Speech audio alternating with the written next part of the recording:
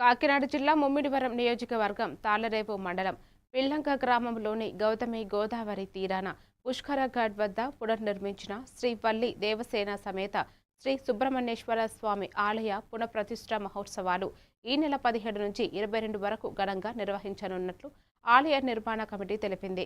వేద పండితులు శ్రీ పీఠం పీఠాధిపతి పరిపూర్ణానంద స్వామి ఆశీస్సులతో గణపతి పూజ, హోమాలు, సప్తసతి పారాయణ, శిఖర ధ్వజ ప్రతిష్టాపన తదితర ధార్మిక కార్యక్రమాలు నిర్వహించనున్నారు. భక్తులు పెద్ద సంఖ్యలో పాల్గొని స్వామివారి తీర్థ ప్రసాదాలు స్వీకరించాలని నిర్వాహకులు కోరారు.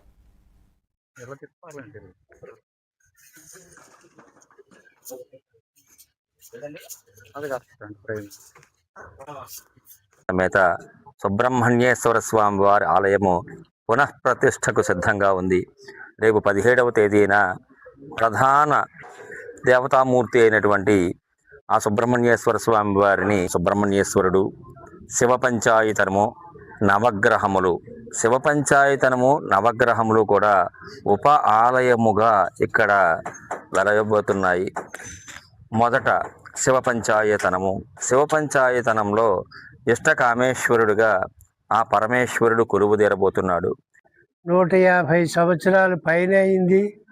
భూపతిరాజు తిరుపతిరాజు గారు అనే వారు దీన్ని నిర్మించారు. చాలా మహిమగల దేవుడు.